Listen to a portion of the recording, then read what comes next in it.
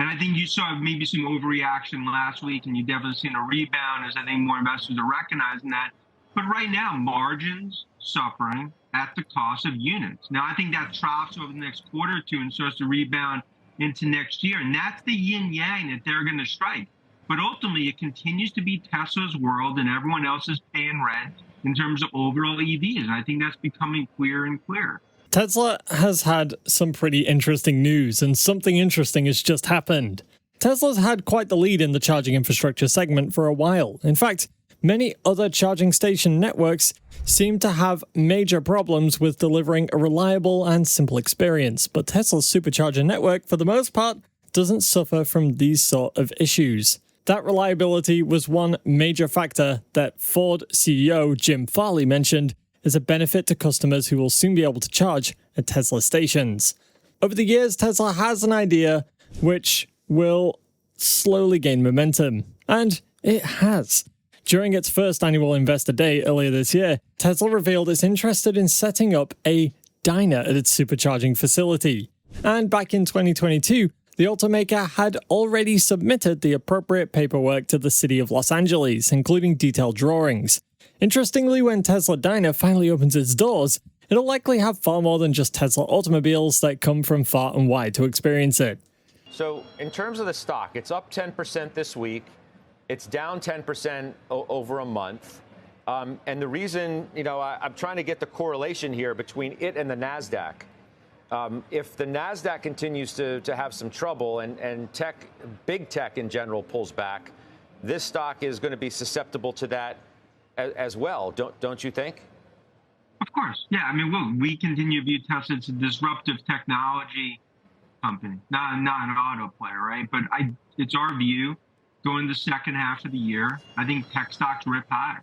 I mean, it's my view that the new tech bull market has already begun.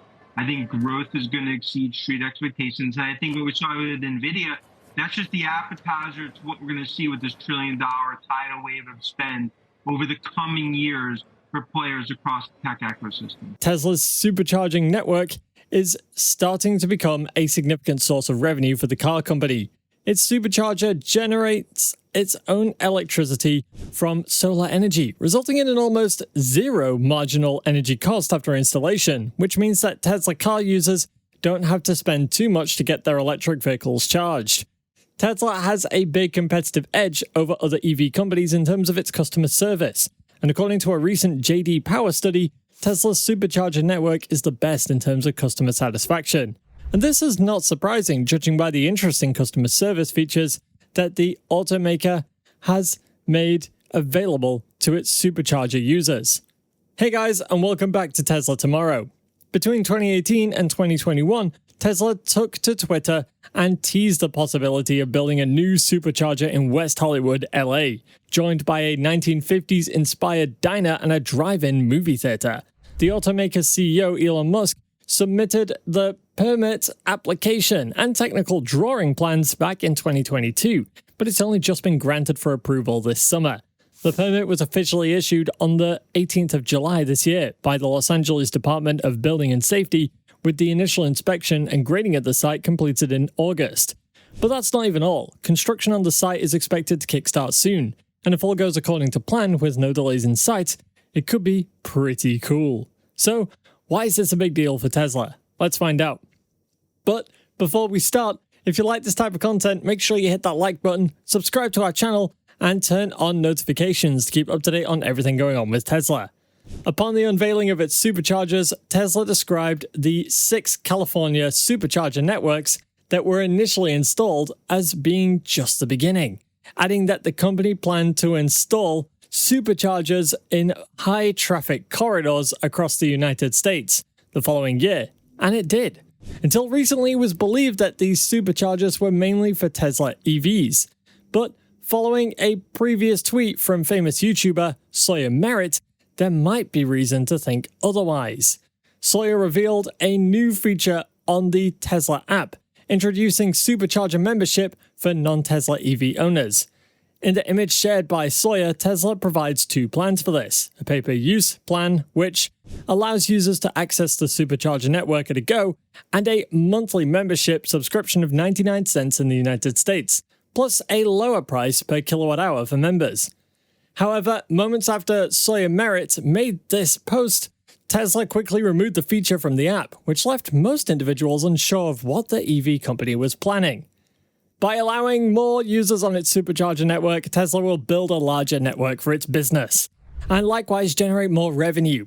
At the initial stage, Tesla allowed unlimited free charging, and this was an option for customers, mainly in a bid to attract early adopters to buy cars from the company. But the automaker stopped this feature in April of 2017, after which it only allowed the option once again for Model S and X sales, and eventually ended it as a result of the pandemic. When Tesla first launched the supercharger network in 2012, it did it because no one else was deploying DC fast charging stations for long-distance travel. In fact, it was doing it as a service for its owners. At the time, Tesla CEO Elon Musk even said that the supercharger network would never be a profit center for the automaker, meaning that it didn't plan to make money from it. It was first intended to help sell electric cars. But with Tesla now having a fleet of millions of vehicles using the network and opening it up to EVs from other automakers, financial analysts are starting to see the supercharger network has a massive business that is going to partly replace gas stations, and they want to value it. This is where it gets interesting for Tesla stock and Tesla investors who are looking at the stock too. The proposed Tesla supercharger, with a diner and a walk-in movie theater, will take shape at 7001 W. Santa Monica Boulevard, West Hollywood.